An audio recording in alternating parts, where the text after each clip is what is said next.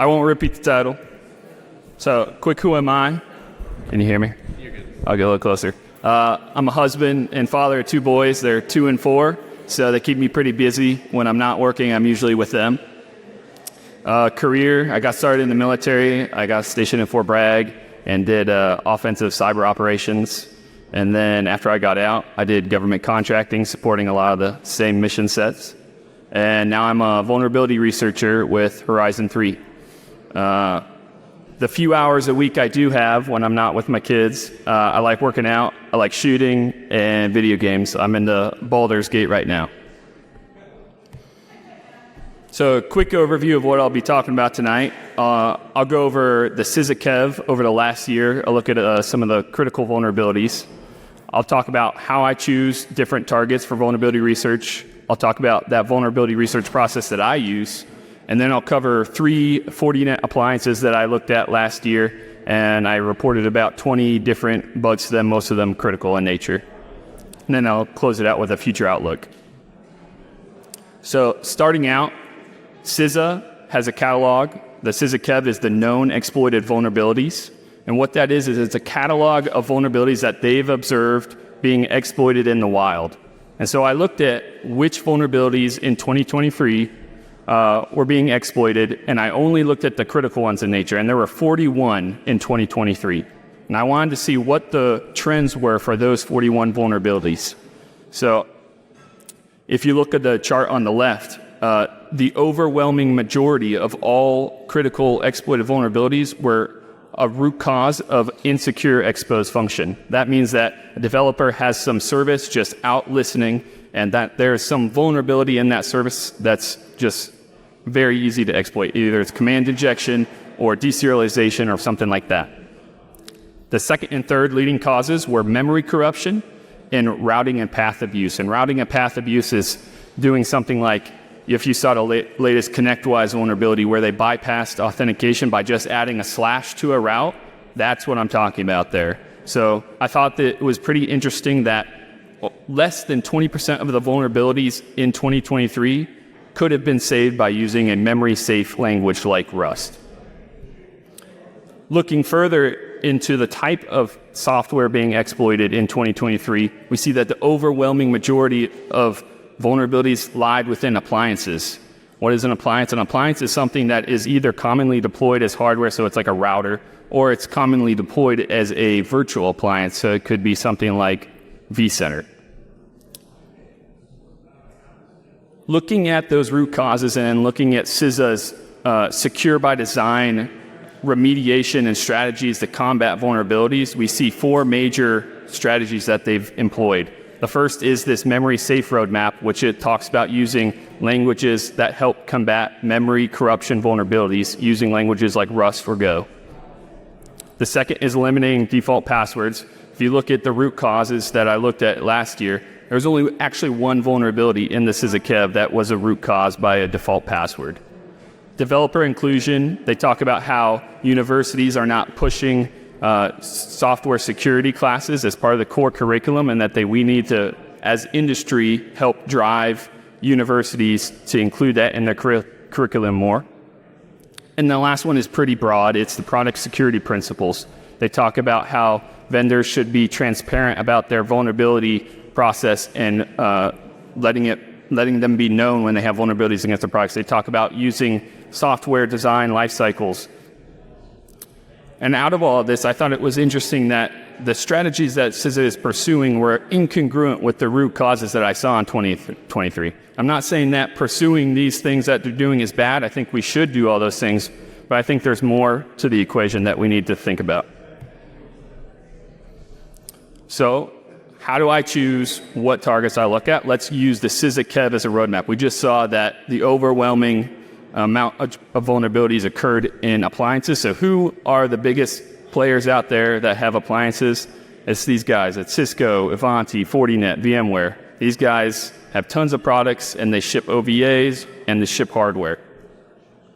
Look where many eyes haven't been. So you might have heard of VMware vCenter, but they also have a lot of other software out there that's like the VMware ARIA for operations, ARIA for networks. All these other applications that aren't as commonly looked at, but they have similar software stacks and similar vulnerabilities that are found in these other appliances. So also look at new product launches. They might not have had as good a security audit as the things that have already existed. Also rebranding and acquisitions. A lot of these big companies pick up these smaller companies that have basically no security programs, and then they just slap their logo on them, and then they ship them to thousands of customers, and they're just riddled with vulnerabilities. And finally, look for complexity. If an appliance just prints hello world, it's going to be a lot harder to find a vulnerability with an appliance that is responsible for managing remote infrastructure. A general high-level overview of my vulnerability research process is, it starts pretty simple. We enumerate the attack surface. What can an unauthenticated attacker see? So we're starting with things like Nmap. What are the open ports?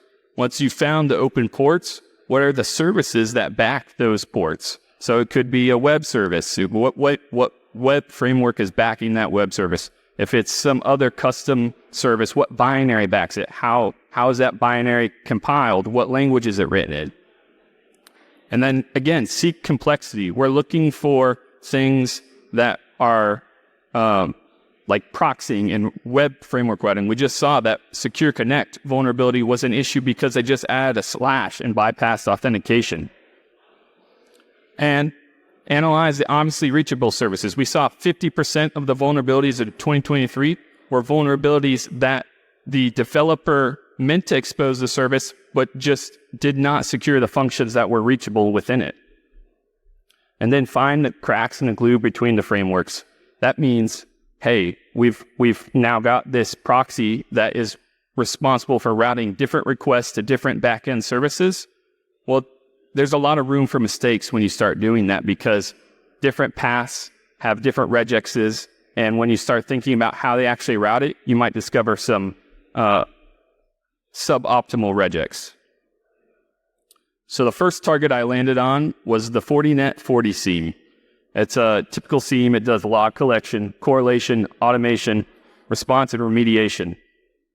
And what drew me to this was I saw that it was actually maintained. It was getting current patches, and it seemed very complex because it had several different types of deployments. It had a supervisor role, it had a collector role, and it had a worker role. And so how this is deployed is typically MSPs will deploy the supervisor role in their environment, and then they'll deploy these collector roles as appliances within their client environments. So that means that this supervisor must be communicating somehow to this remote appliance. And so, like I said, we want to seek complexity.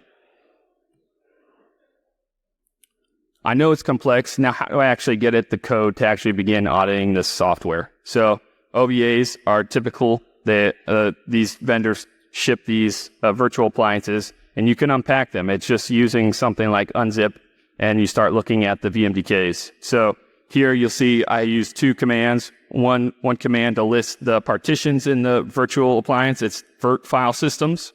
Once you know the actual partition, then you can mount it with a command like guest mount down there. If you don't have the OVA, maybe you can SSH in. Maybe you can telnet in, get remote access, and begin inspecting the binaries that way. And oftentimes in these appliances, they may allow you to SSH in, but you'll be chrooted. So you may have to get a little creative and try to find a command injection to get out of that chroot. So the very first thing I did was I wanted to analyze in the FortiSIEM how their licensing check worked. Because the year prior, Fortinet had a vulnerability in their FortiNAC appliance where when they were validating this unauthenticated license upload endpoint, it just allowed you to upload a zip file that was a zip slip. So often developers make the same mistakes, and I want to see, hey, how do they do it here? Maybe they made the same mistake. So we're going to trace the data from this endpoint all the way back. And so first we see that the web service is backed by HTTPD. We see that the HTTPD service is proxying traffic back to this localhost 8080 service. And that localhost 8080 service is backed by this Glassfish framework. The Glassfish framework is similar to Tomcat. It allows you to deploy WAR files, which are basically Java applications. And so knowing that, I'm working with Java, I unpacked their WAR file, and I started inspecting the Java classes that were responsible for the license checks. Within this class that does the license check validation, I see that it takes our input, and down at the bottom in that highlighted orange, it calls this.notify with some of the parameters that I control when I submit the license. This.notify actually calls the send command function here, and the send command function essentially is just Java code that packs a byte buffer with different fields, which includes the fields that I control to this other service. And this other service that it sends it to is listening on port 7900 on all interfaces, and it's called pH monitor. So this pH monitor service, it ends up being the service that monitors and manages core services on itself and all those remote systems that I was talking about, that collector and that worker node that get deployed in the client environments. And it's written in C++. It's parsing a custom protocol that we just saw being assembled, and it's listening on all interfaces, not just the back end. So it should start ringing bells for you. Hackers are lazy. I didn't want to have to reverse this binary to see how it parsed my message. So I just took that Java class that I saw that was sending a message, and I just re-implemented it in Python because that's what I'm comfortable with. And so I created this Python script, create a socket, wrap it in SSL. I start packing the message the same way the Java class was, and I send the license check function the same way I saw the Java class did. And I look in the logs and I see that, hey, it actually did receive my message. It interpreted it. And so I know I have a working client now. So I've got access to this pH monitor service that I've at least been able to reach down into the license validation function. What other functions are there, and is there authentication in any of them? And so in this screenshot, you probably can't read it, but essentially the pH monitor service is the backend service that is responsible for implementing all the functionality of the FortiSIEM. So it does things like handling storage requests of SIEM event logs. It allows you to establish remote SSH tunnels into all those remote appliances that it manages. So it's pretty powerful. And it turns out that no, there is no authentication anywhere. You can just communicate to it, and it's listening. So I start looking at some of the handlers. The first one I started looking at was this handle storage request. I see that in the very beginning of the handler, it does this parse XML. So I get a clue in on, hey, this specific handler is expecting an XML payload where the license check was just some data. I see the XML is then further parsed for a server IP and a mount point field. And then right after that, I see that it formats it into a string that looks pretty cool for me. It says Python, and I call some Python script and just plops in the values out of the XML. And then it calls do system cancelable, which sounds great. And so all I did was I created a message. I added the XML payload, and in the server IP field, it's probably a little hard to read for you guys, but right there, I just add a simple command injection payload of a semicolon netcat reverse shell, and I get a root reverse shell just unauth. So, yeah. This was CVE 2023-34992 is patched in October last year. It was CVE score 10 because it allowed you to gain root control of the appliance and also establish root SSH tunnel into the client environments if they deployed collectors, and read all the integration secrets. So if you integrated this with other security tools, you would have to add your API keys or credentials, and it allowed you to read those in clear text. The second appliance I looked at was the Forti Wireless LAN Manager. It manages wireless deployments in large campuses like UT. So basically, UT has probably thousands of wireless access points all around this campus. And what this appliance allows you to do is integrate them all into one and manage and look at the health of them. Again, we're going to follow the recipe, follow the data. So it's got a web service. What backs the web service? We see that's using Apache 2 and Django. It's got this rewrite rule 443 back to localhost. And then I look at how it implements authentication. So we look at the middleware and it's in this file called WLM rback.py. And you probably can't read it from back there, but the right screenshot shows that it's a pretty complex piece of authentication. It's basically if you're requesting this path or this other path, if you have this header set or this header. And basically what it should key you in on is that there's a lot of edge cases here, and it seems like they might not have built the best authentication here. And at the very end here, the left screenshot shows that there's actually an endpoint, 2 endpoints that have 0 authentication. They're these CGI bin EasyRF upgrade images endpoints. So actually inspecting those 2 pages, we see that they're Perl. And I don't normally see Perl in enterprise applications these days, but I did today. And so I also see that it's parsing query parameters. And as a vulnerability researchers, you should be pretty happy at this point because it seems like there's a lot of room for error. Looking at the high-level functionality of this first page, we see that it takes this op type parameter and it passes it into further handlers based on what the value of that op type is. And you look at all those handlers and there's vulnerabilities everywhere. It's like you're back in 1990 where it's just like you're calling system and they do no input validation. There's SQL injection. There's file reads. It's everywhere. So we're going to dive into a couple of these. So the first one was when the op type is delete progress file, the progress file parameter just was passed right into a system command as just the simplest command injection ever. There were 5 variants of this across the appliance, and they were all assigned these CVEs. These were patched in November.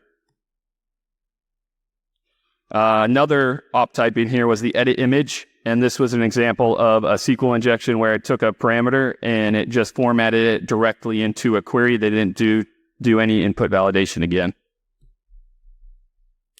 Patched in November, and the SQL injection ended up also having the same CVS score as a RCE because this appliance used the database to perform authentication and also contained all the integration secrets of all the wireless access points. So if you had your routers, it had the SNMP read-write strings in it. And then the last bug in this first page was just an arbitrary file read. It allowed you to just read any file.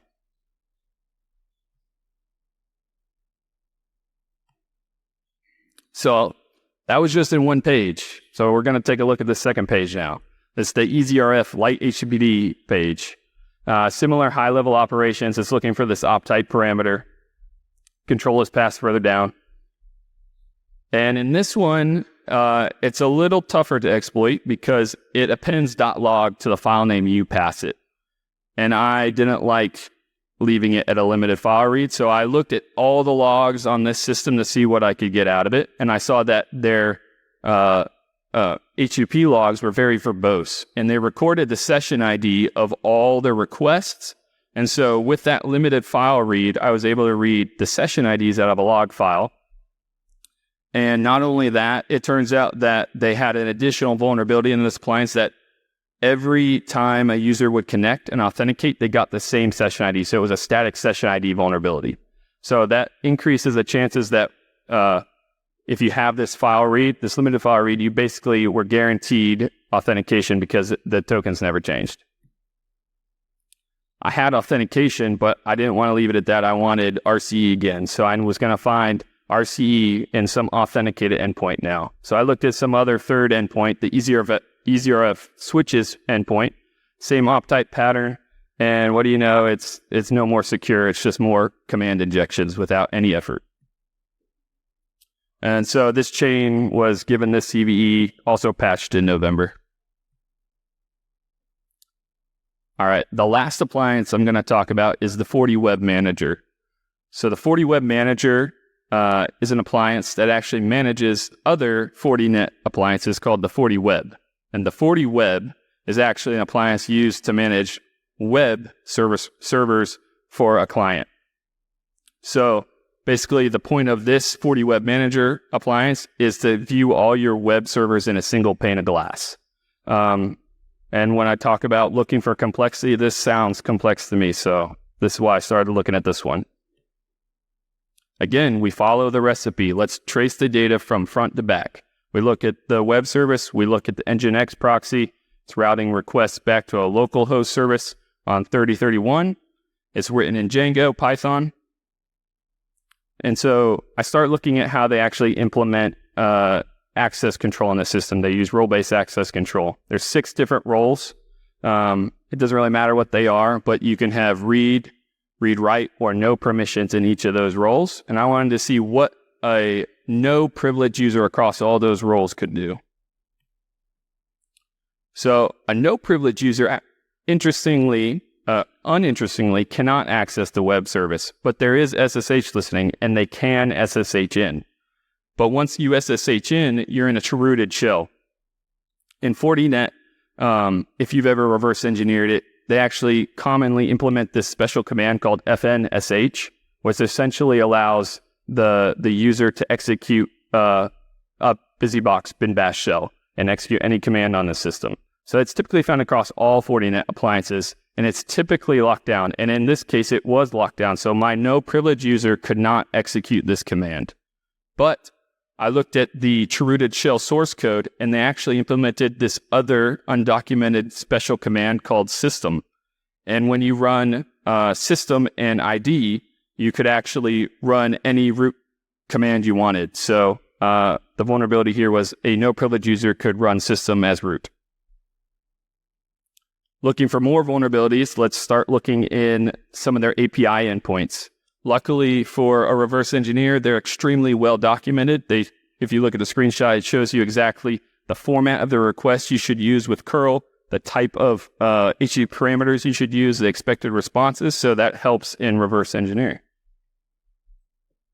The first endpoint I ended up looking at was this backup file download endpoint. And they made a common Python pitfall. They called os.path.join.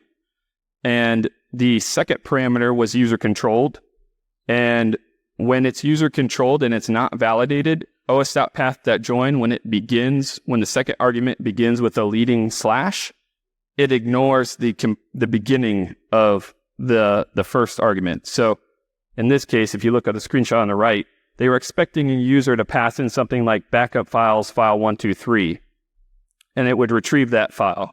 But in this case, an authenticated attacker could pass in something like etc password, and it would just retrieve that file. So it's a common Python pitfall, and I've seen it a lot. That was assigned this CVE and allowed you to retrieve the user database, and you could pass those hashes into Hashcat and crack them. The second API I looked at was this jobs config file. And interestingly, they also were calling os.path.join on user-controlled input, but this developer knew about the leading slash issue, and they called lstrip on it, which would take care of the vulnerability. But what they didn't do for some reason was they didn't consider any path traversals. So there was no input validation on like ... slashes. And so what this allowed you to do was upload any file to any part of the system. And when you have this type of exploit primitive, commonly you'll write a file to the etc cron folder, and that allows you to just execute any command you want. And so in this case, it was a netcat reverse shell, and you end up with a reverse root shell. So we're going to talk a little bit about developer pitfalls. Because I'm actually a developer and a vulnerability researcher, so I struggle with both of these. So focusing on the happy path. Typically, developers only really care about the happy path, which means that, hey, like commonly users in our application only use username and password to authenticate. And then one day some client comes in and decides to buy their application, but they want SSO. And so some developer implements SSO.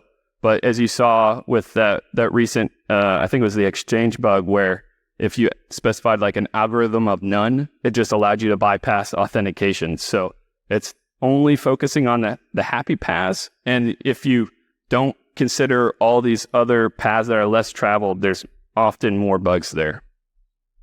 And developing in a vacuum. I'm also a victim of this. A lot of times I'll try to implement something only by myself without consulting people because it's faster. And so when you do that, you typically miss out on getting the wisdom of more senior people that have total architecture knowledge of a system. And so when you go to implement some small feature that you didn't consider some security issue that could arise out of it, a security bug can happen.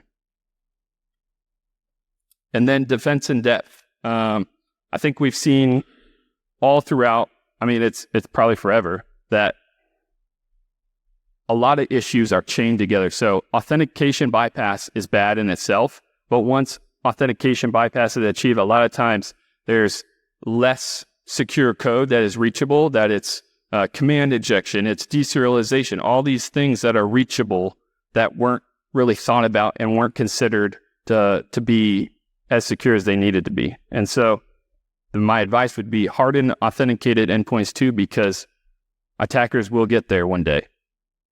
And run services as least privilege. We saw in all these cases, these Fortinet appliances were running their services as root. And it ended up resulting in not just total system compromise, but they were able to pivot into reading all these integration secrets and compromising other systems that were integrated. So if they would have run in a least privilege mode, it wouldn't have resulted in such a bad compromise.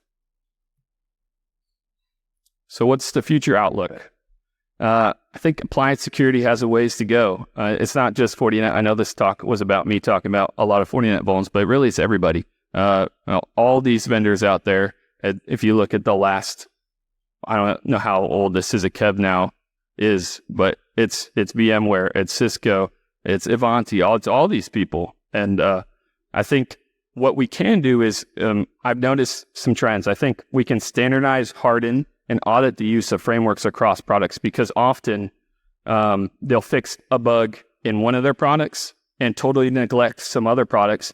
And that same or similar bug is found like 6 months later. And they didn't, I don't know why they don't actually consider doing those things. And so also invest in the depth of knowledge of your engineers in these frameworks, because a lot of times companies go through employees, and so your real experienced guys may leave, and then a junior guy rises up, and he needs to be able to have the knowledge of the frameworks in use in those applications. So investing in their knowledge will help secure your products better. And finally, I'll close with, for vulnerability researchers, the British SAS has a slogan. It's "Who dares wins." And I thought it was pretty applicable. I think for vulnerability researchers at this point in time, it's "Who seeks finds." There's so many applications and software out there that have not had any eyes on it, that if you just go out there and look, you're going to find things. That's my talk. Well, thank you, Zach. Folks, any questions? Yes, Antonio.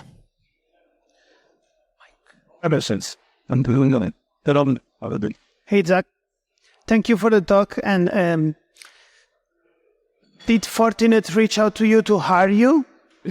It seems like a easy win, quick win. By the way, so you mentioned in the end one thing which I really like. You talked about tech debt. My question is, you actually reported a lot of vulnerability to the same vendor. Did you observe any improvement in the general frameworks?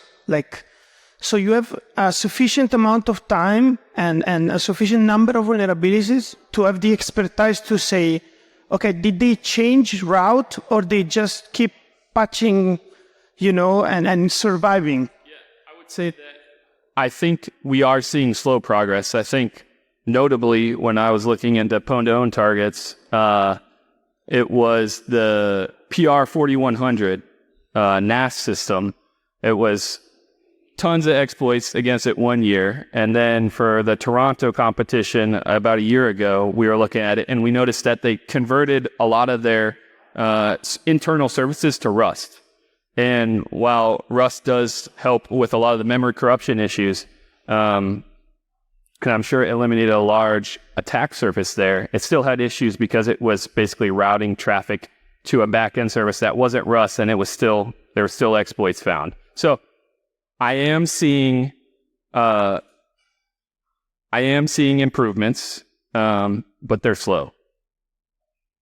Yeah, I mean, what I think is that, are you sure they didn't just bring something to the competition that was harden it? No. Any other questions, folks? We have one here. So you focus a lot on appliances that have like virtualized deployments. You also, I guess, when you're looking at targets that don't have a virtual appliance and are only looking at hardware, kind of how do you approach that differently when you're doing VR on it? Yeah, that's a good question. I would say that I am a lot weaker in my hardware versus engineering skills, in that when we were thinking about competing in the pwn-to-own in the camera category, a lot of those cameras did not have publicly available firmware. And so basically to get at those systems, we were going to have to desolder the chips and try to dump the memory off the chips that way. Yeah, that would be, I'm not a great hardware reverse engineer, but that's the avenue I would go in most cases. I'd see if I can dump the firmware off a chip. Quick comment on the hardware component. In a lot of instances, Fortinet provides you the VMD to virtualize it, but you can pull off images and virtualize them yourself.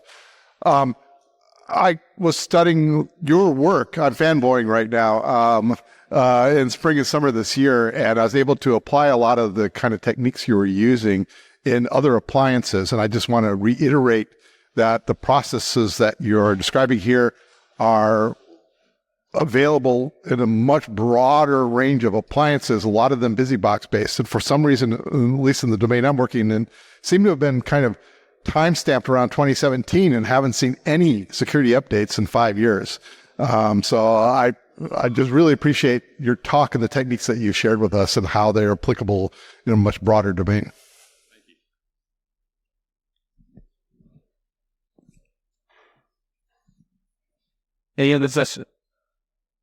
Any other questions, folks?